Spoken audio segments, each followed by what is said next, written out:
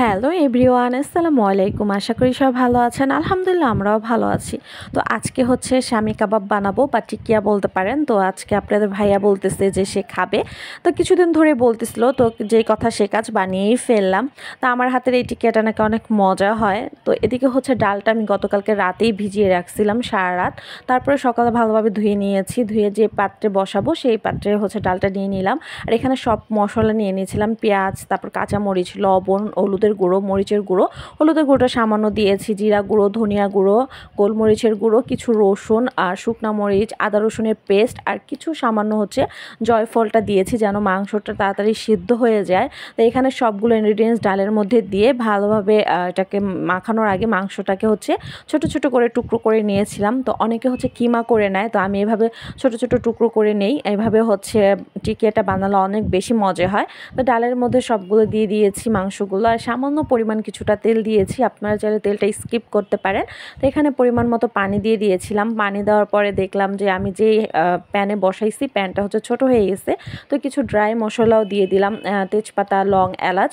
আর পরে হচ্ছে আমি প্যানটাকে চেঞ্জ করে নিলাম। এখানে হচ্ছে বড় একটা প্যানে বসালাম। তারপরে পানি পরিমাণ মতো বেশি করে দিয়ে তারপরে এটা আস্তে আস্তে করে রান্না করতে হবে। তো এদিকে ডালটা প্রায় সেদ্ধ হয়ে গেছে। তো ভালোভাবে সেদ্ধ করব, যেহেতু এটাকে আমি শিলপাটায় বাটবো। তো এই তো ভালোভাবে ডালটা একদম সিদ্ধ হয়ে গেছে, মাংসটা অনেক সুন্দর করে সিদ্ধ হয়ে গেছে। এটাকে আমি এখন শিলপাটা বেটে নিব। আপনারা চাইলে ব্লেন্ডারে ব্লেন্ড করতে পারেন। তো এই যে দেখেন আমি কিভাবে সুন্দর করে এটাকে শিলপাটা বেটে নিয়েছিলাম খুব মিহিন করে। তো এখানে হচ্ছে আমি কাঁচামরিচ কুচি করে নিয়েছি, আর এখানে হচ্ছে ধনিয়া পাতা আর পুদিনা পাতাটা কুচি করে নিয়েছি।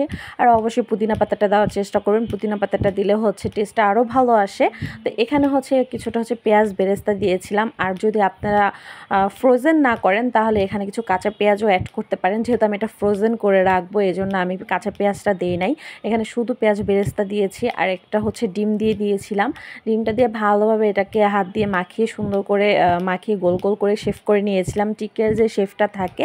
তো এখানে হচ্ছে সবগুলো আমি এখন এইভাবে করে ফ্রিজে রেখে দেব। তারপরে যখন ঠান্ডা হয়ে যাবে তারপরে এক এক করে এভাবে উঠিয়ে একটা কন্টেনারে করে রাখতে পারেন আপনারা। তো আমি এখন কিছুটা ভেজেও আপনাদেরকে দেখাবো। তো একটা প্যানে তেল গরম করে তারপর হচ্ছে এক এক করে দিয়ে দিলাম, দিয়ে ভালোভাবে ভেজে নিব। আর বন্যার যে পরিস্থিতি, অনেক মানুষের কষ্ট হচ্ছে, অনেক মানুষের বিপদে আছে। সবার জন্য আমরা দোয়া ছাড়া এখন বর্তমানে কিছু করতে পারবো না, কিন্তু অনেক ভাই অনেক বোনরা গেছে ওদেরকে হেল্প করার জন্য। তা আল্লাহ সবাইকে হেফাজত করুক, সবাই বা ভালো রাখুক, এই বন্যার থেকে সবাইকে উদ্ধার করুক, এই দোয়াই করি। তো এই তো সুন্দর করে লাল লাল করে ভেজে নিয়েছিলাম টিকিয়া, যেভাবে করে ভাজি এভাবে ভেজে এখন উঠিয়ে ফেলবো।